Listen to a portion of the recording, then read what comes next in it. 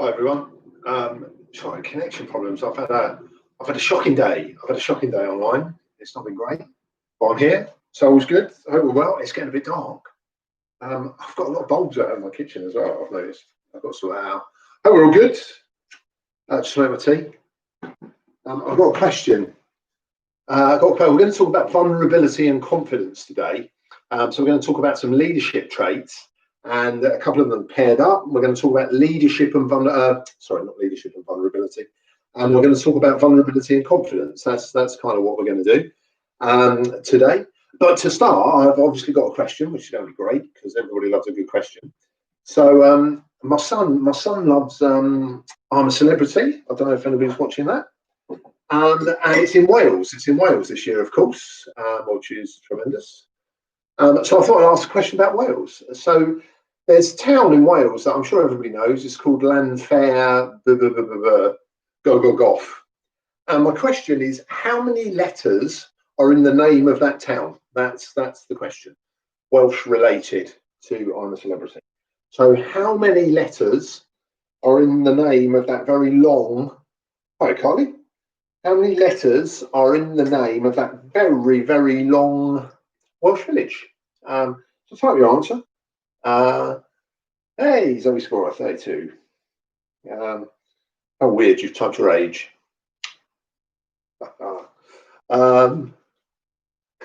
Crofty, you're so close, I'm going to give it to you, Crofty. You can have another guess, but I would confidently say you are furthest away at the moment. Anyway, so 48. Anyway, 32, 44, 48. I don't know what that means, but there we go. They're the guesses. You missed it, Clara. The question is, how many letters are in that Welsh town, Llanfair Gogogoff? How many letters? Because it's kind of linked to I'm a Celebrity, my son's favourite programme. So 28, 32, 44, 48. That's the question today. How many letters spell that name? You'll be able to Google this after. And maybe even learn how to say it. So we're going to talk about vulnerability and confidence. That's what we're going to talk about. 78. Brilliant. Now let me have a think. Vulnerability and confidence. I talk a lot about vulnerability as a leader. But what was interesting when we were looking at this was it kind of comes together with confidence. So it's not enough just to be vulnerable. You also have to be confident as a leader. Blended in, you have to be authentic to enable yourself to be vulnerable and confident. And that's the kind of where we're going to look at a little bit here. Now, I just want to start because I work in L&D. Everything I kind of see and it tends to get put in boxes, triangles, or circles. And so that's kind of where I'm going to start with that confidence, vulnerability. You know, if you think of somebody, and you'll be able to drop people into these boxes that you've worked with, I'm sure, through your career.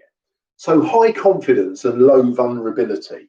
So that can come over sometimes as a little bit arrogant, that they don't see their own faults, but they're very independent and they're kind of up and at it. And as a leader, you've probably had some really confident leaders who nail stuff, but low levels of vulnerability. If I come down there, what about if they're low on both? They're both low in confidence and they're both low on dependence. What you end up is just very transactional kind of relationships, because those people aren't very comfortable dealing with people or the decisions they make. So they kind of get in and they get out quite quickly. Moving across, what about the people who are very vulnerable? And, you know, I've advocated this for a long time that we want vulnerable leaders. But what about if they're not confident? So you've got to be more than just vulnerable, because if you're just a vulnerable leader with lacking in confidence, you can come across as needy, as exposed, uncertain in some of your decisions, and they're not the right things. So the one up the top, that's of course where you've got them both, where you've got level of confidence, level of vulnerability. And that's that interdependence. You start interdepending with other people rather than dependence with just that low vulnerability, low confidence. So you're not judged. We know and accept what we can kind of do and what we do well. There we go. We've got Kev Hutchinson back on the line. That's good. Well, we've got a toughie as well. We've got Dorking away, mate. Anyway, we're talking football there. So that confidence and vulnerability. So what does that mean? So what do we have to do? Well, there's certain things that it can sound like. So what does a confident and vulnerable person sound like? Well, they're going to say things like, perhaps, I don't know, I feel anxious. So that they're willing to accept and acknowledge how they feel. They can also sense it in other people. So I sense you're overwhelmed. I sense you're tremendously busy. I've just got that, feeling that perhaps you're finding this a little bit harder than you thought you might, something like that.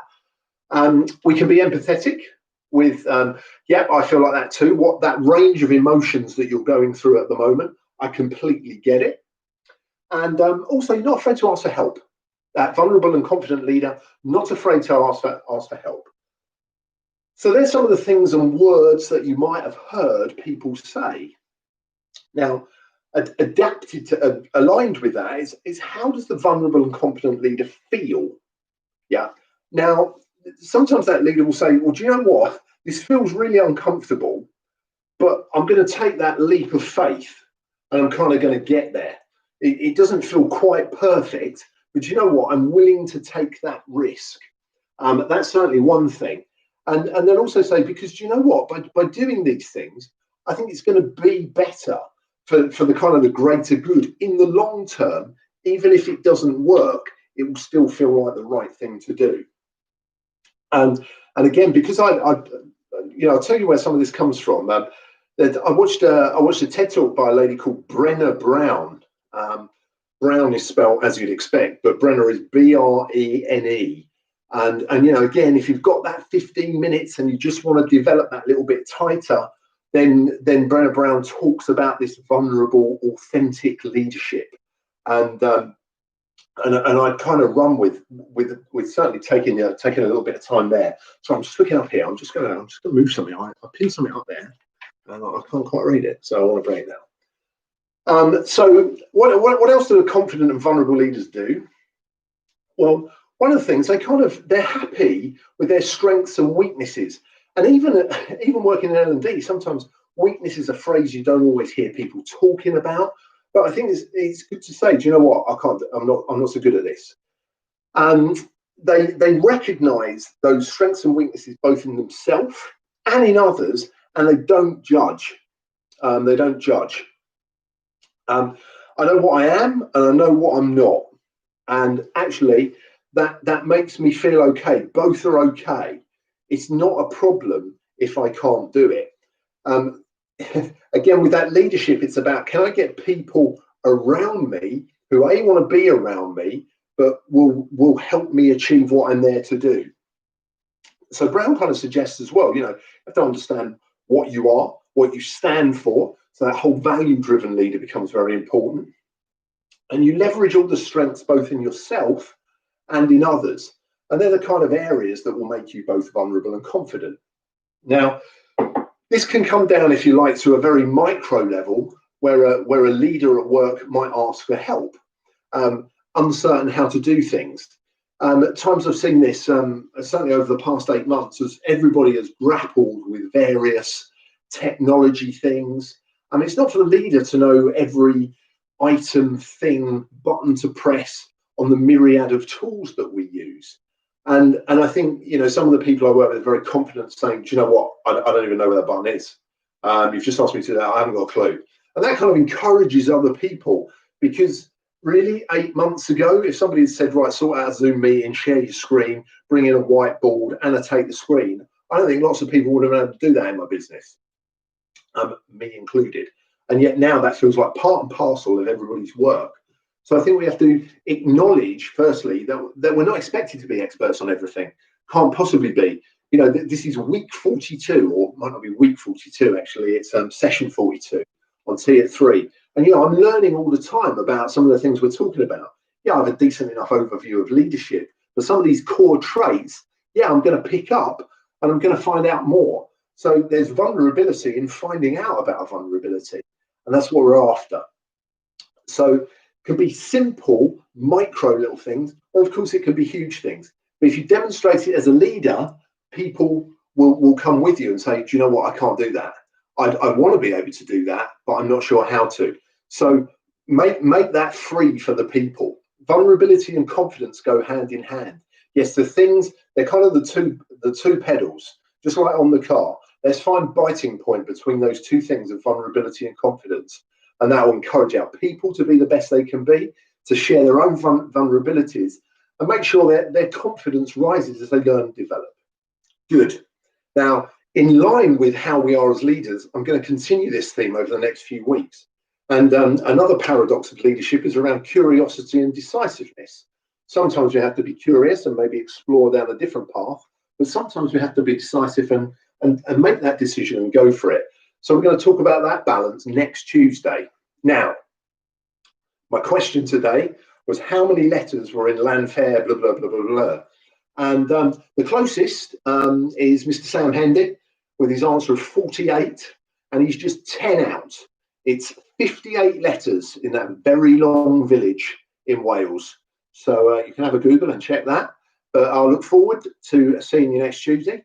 I hope Welling can do my team a favour and lose tonight, Kev. But great to have you back online. Lovely to see friends and colleagues as well. So thanks very much for joining me. Hope to see you again soon. Have a great afternoon, everybody.